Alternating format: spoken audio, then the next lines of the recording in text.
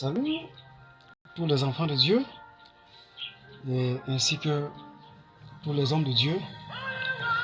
Et ça fait vraiment beaucoup du bien de rester ici et de parler des choses concernant le royaume des cieux. Et encore surtout en parole. Oui. Je vais traiter dans cet après-midi un point concernant la Bible, l'Ancien Testament, et encore en plus tout principalement dans le livre de Lévitique chapitre 22 et y compris dans le livre de Romains dans le Nouveau Testament chapitre 13 1 à 2 au sujet des lois.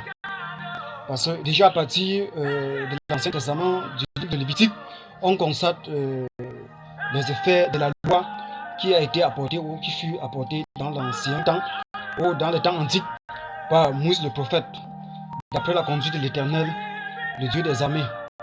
Et les décennies,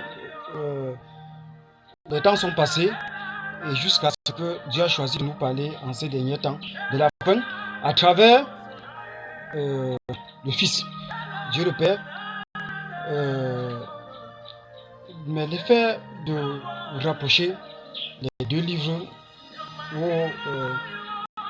les deux méthodes de l'ancienne époque et de la nouvelle époque qui expriment le Nouveau Testament, la Nouvelle Alliance, l'Ancienne époque, l'Ancienne Alliance, et ainsi de suite, est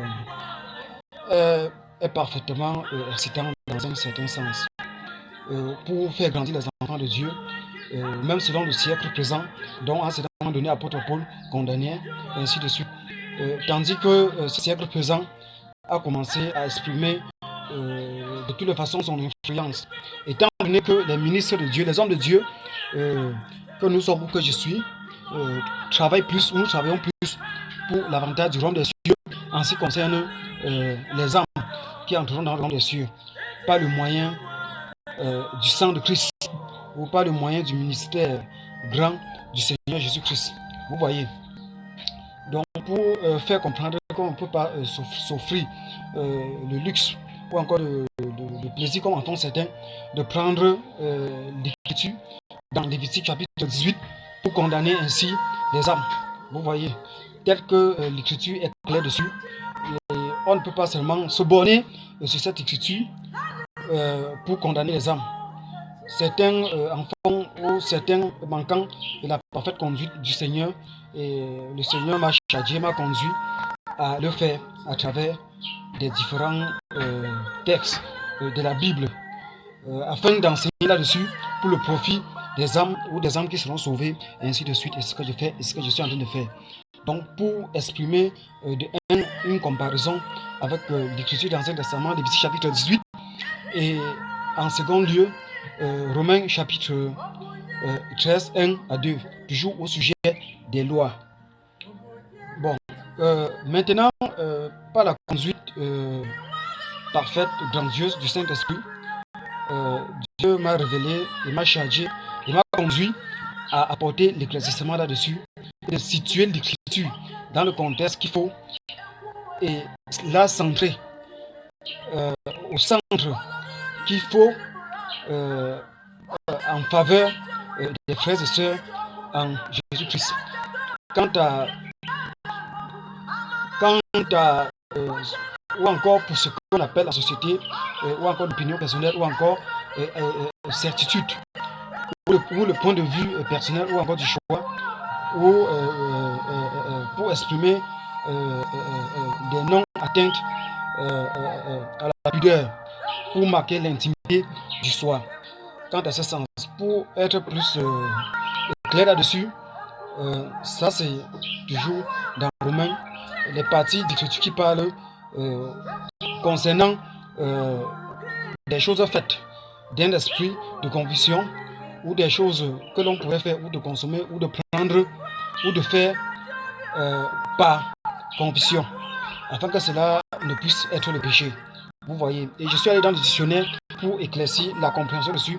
Le dictionnaire fait plutôt comprendre ce qui est fait d'un esprit de conviction ou par conviction exprime une certitude. Donc, une certitude qui exprime ce que l'on fait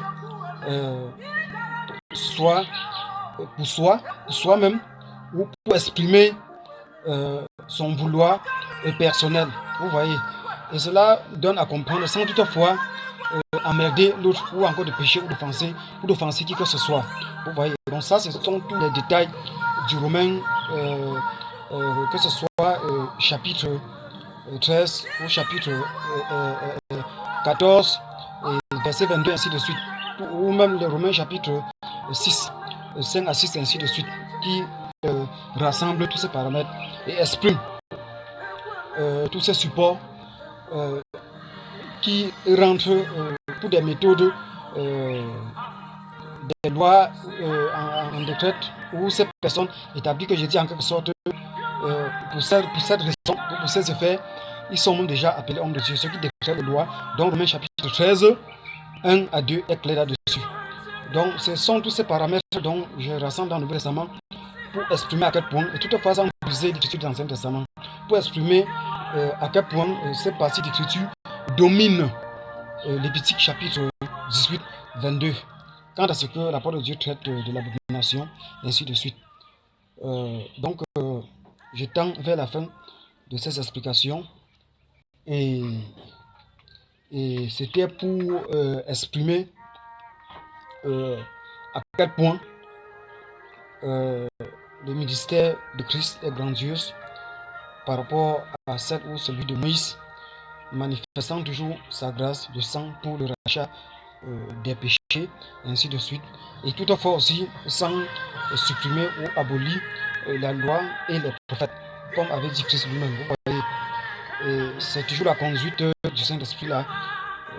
Donc je l'ai fait par sa conduite afin de manifester, afin de prouver, de montrer à quel point pour ceux qui auront à mener les recherches ou encore à étudier au sujet des deux livres ou encore au sujet des différents chapitres, soit dans le Nouveau Testament, soit dans l'Ancien Testament, afin de comprendre à quel point des méthodes dont j'ai pris plus dans le Nouveau Testament. Il y a d'autres passages, toujours comme l'apôtre Paul dit, le siècle présent, ainsi de suite.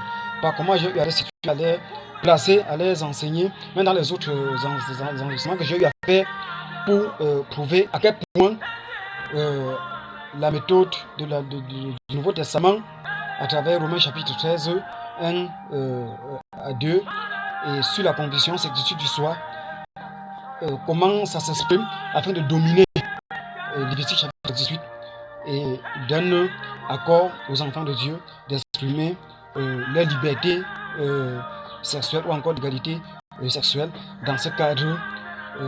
En conclusion, pas de Saint-Esprit, encore par Christ, le Saint-Esprit qui est l'avocat des enfants de Dieu. Donc en conclusion, pas le Saint-Esprit lui-même, pour le plaisir, le désir des enfants de Dieu dans leur chair, encore dans ce siècle présent, encore dans ce monde. Donc merci beaucoup, et c'était ces explications. Merci et à la prochaine.